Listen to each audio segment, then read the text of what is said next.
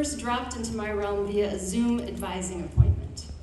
And while she finished her BFA in musical theater with a minor in race and ethnicity while completing the honors program in writing and democracy, I've had a glimpse into the discipline and commitment and good faith behind the magic of her work. Casey is a full-time singer-songwriter based in Nashville, Tennessee, and is a member of the critically acclaimed new American soul trio, the Shindellas. I just made your life better by telling you about the Shindellas, if you didn't already know about them. While building this musical career, Casey has committed to her intellectual development and to her work as a writer. The poet, novelist, and publisher Ben Fama, who advised her honors thesis, said this about her work.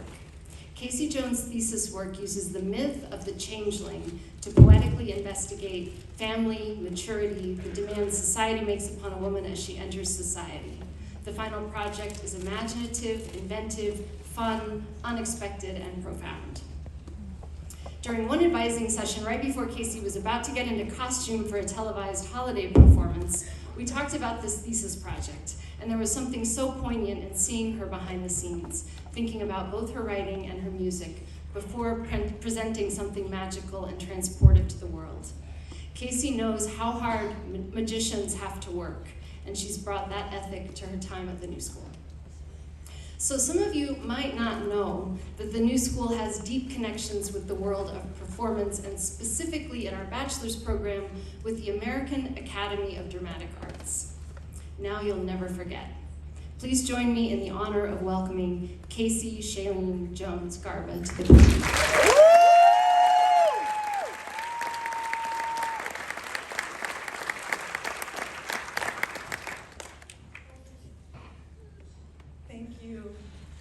I've stood on a lot of stages, y'all, but I've never stood behind a podium. Especially not a stage that John Lewis was on, my God. Thank you, Laura, for that beautiful introduction.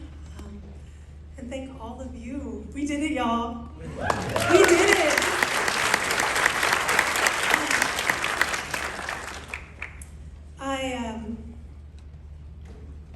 In hearing that intro, all those accomplishments, it's hard to think about anything but all the failures it took to get to any of them. I definitely have way more failures than successes. More failures than I actually have time to describe today. And let me get going, because I can talk. Today is actually a perfect example of my failures. I mean, as many of you can relate to, this is not my first university rodeo. I actually had that experience in 2001 at the University of Washington, and I failed. And I don't mean that in a conceptual, emotional way. I mean, I literally was put on academic probation and dropped out. And after I dropped out, I moved to Los Angeles because I was going to be the star I was born to be. Thank you. And I got there, and I had nothing but a one-bedroom apartment, 5 roommates, no rent, a hard copy of Backstage West, a bus pass, and a dream. Thank God for the dream, because I didn't know what I was doing. And the truth is, then and until very recently, and even a little bit now, I always felt a little wrong. Like maybe I was made wrong, like there was a map everyone was given with this clear path drawn on it, and everybody could just take the steps, and I just kept ending up in the brambles. Or there was this language everyone innately understood, and I just didn't. So I would pretend, and I would smile, and I would pray that I could just get it right. And it was isolating and lonely existing in that space. Has anyone been there? I was there for many years, many years. And I even tried to step away from my dreams. I got a good corporate job with room for growth, and I was good at the job. But I failed because I quit. You know, my depression became overwhelming when I stepped away from my dream. My anxiety became debilitating, and I had to sort of master my mind to be able to pursue my purpose. And I did that. I went back to school, I auditioned for AMDA, I got in. Thank you. And even there, I still felt lonely because I felt like somehow I was disappointing my family or letting down my community by not following that path. But there was this pulling in me that said, there's this great adventure for you. And I was so deep in my stuff, I didn't realize I was already living it.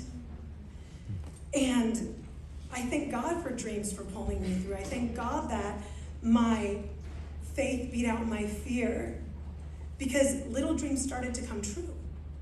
I got cast as the lead in a play. I graduated from AMDA. I got cast as a full-time singer at Disney in Anaheim. Shout out to the Aladdin musical, which led to me getting cast as a full-time singer in Disney in Tokyo. Yeah, wow. And there's nothing like that little dream coming true to show you it wasn't the whole dream. Because in Tokyo, I started to find my voice, and I certainly found my pen. And I realized that it wasn't just other people's words that I liked to write and sing, but it was my own. And I just started haunting these jazz clubs and open mics after work. And when I came back to LA, I started performing my music, and it took me to some amazing cities in the world. And I met some amazing people, and one of those people was Chuck Harmony. He's a legendary producer and composer. And he asked me to move to Nashville, and in his words, "You want to do that, but in a girl band?" I was like, "What's a girl band? I'm a woman." And that was 2016, and in 2017, I did. And I started to grow, and I started to change in ways I don't really have time to describe, but I started writing about those experiences.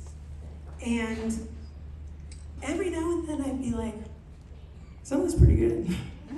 This is good. Should I share it with them?" No, it's not that. But I kept coming back to this idea of writing.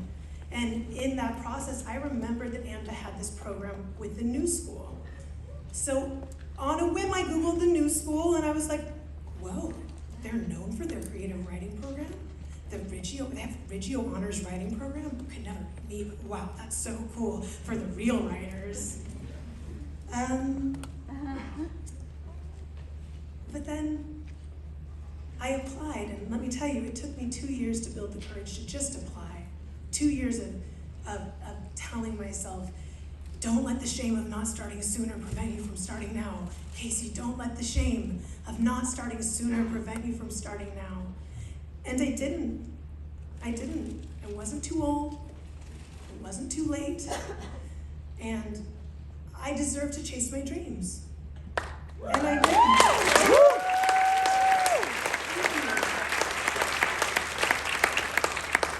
At 36 years old, without telling a soul but my mama, I went back to finish my degree.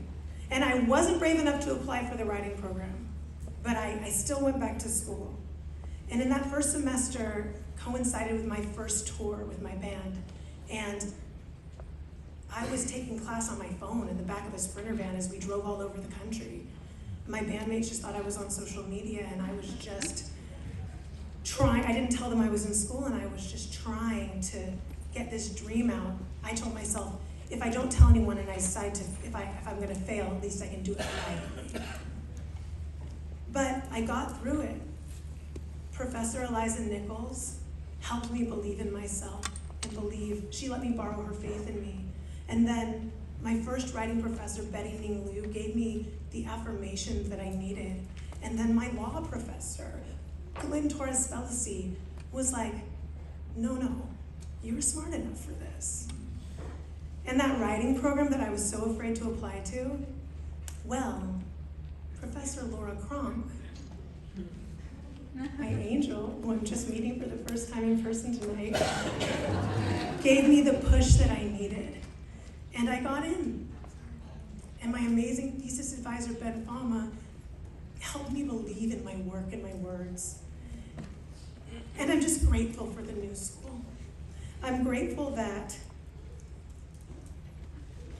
I found a place that asked me to be my full self, that is unafraid to challenge the status quo, and that accepts all of us right where we are.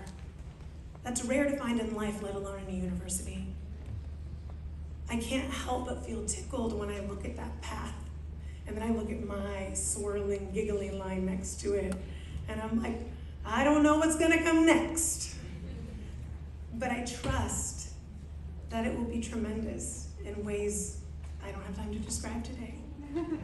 Thank you so much.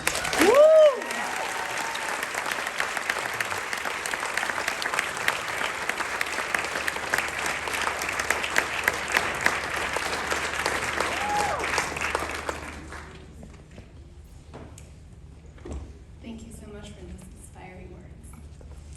My name is Kristen Reynolds.